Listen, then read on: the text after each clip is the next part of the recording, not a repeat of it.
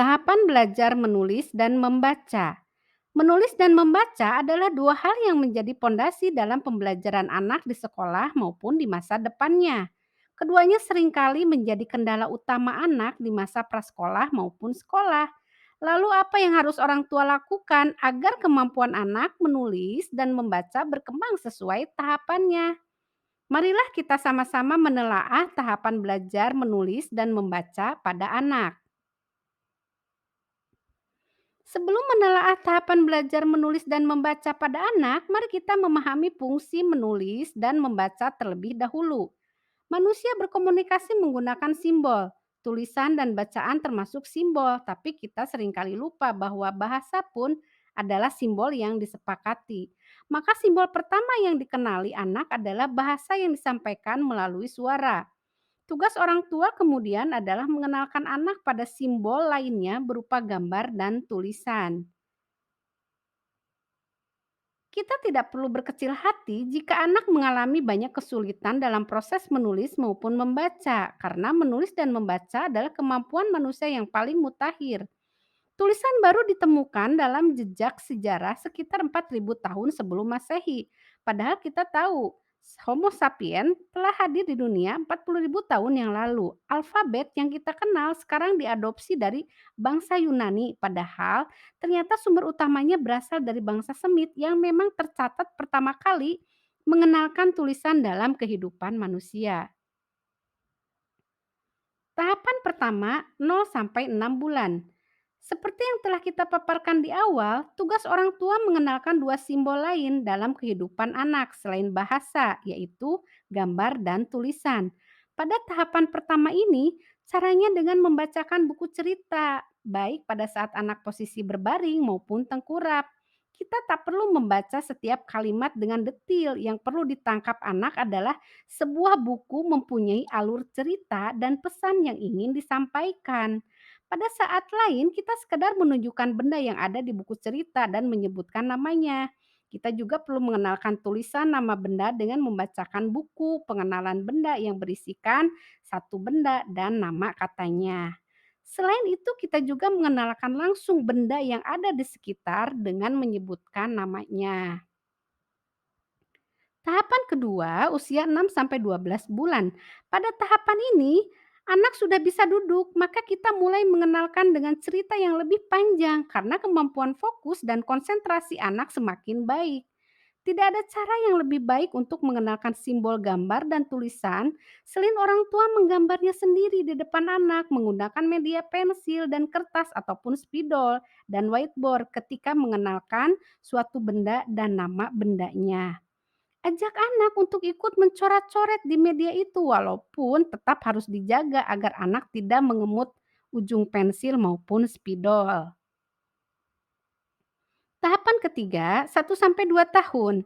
Setelah anak biasa mencoret-coret pada tahapan kedua, pada tahapan ini arahkan anak untuk mulai menarik garis lurus, membuat bentuk sederhana seperti kotak, segitiga, lingkaran. Pada saat pertama kali mengajarkannya, genggamlah jemari anak lalu arahkan pensil sesuai gambar yang mau dibuat. Ingat, semua bentuk digambar dalam satu kali tarikan, jangan terputus-putus. Termasuk ketika membuat benda bentuk sederhana seperti rumah, mobil, gelas, dan sebagainya. Gambar yang diproduksi tidak perlu mirip dengan benda asli. Yang penting, dia tahu cara menggerakkan jemari untuk menggambar bendanya. Ajak anak untuk menebak tulisan sebuah benda. Sudah banyak alat peraga yang mendukung stimulasi ini agar anak menyadari tulisan saja cukup untuk mengutarakan sebuah benda. Anak juga melanjutkan cerita yang sudah dikenalinya. Tidak melulu orang tua yang bercerita, seperti player yang otomatis diulang-ulang. Tahapan keempat, 2 sampai 5 tahun.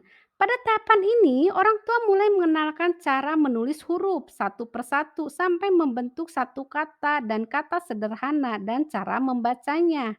Ajak anak menggambarkan benda-benda yang lebih kompleks ataupun menggambar lengkap yang dengan latar belakangnya, lalu ajak dia menceritakan kembali apa yang telah digambarnya.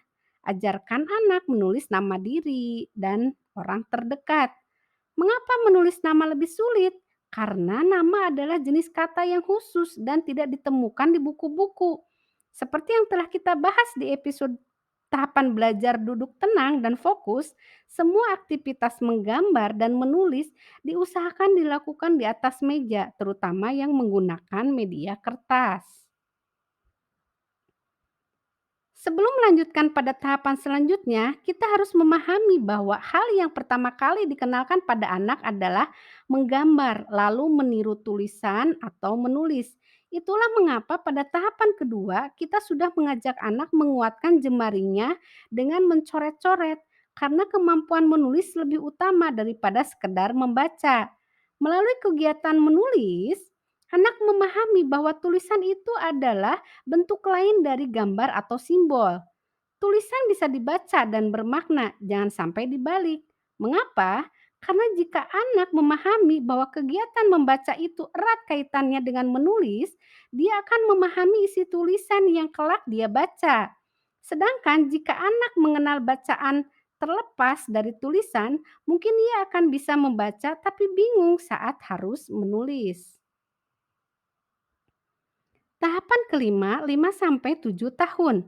Setelah anak mengenal huruf, suku kata, dan kata, mulailah mengajak anak membaca satu kalimat, lalu dua dan tiga kalimat.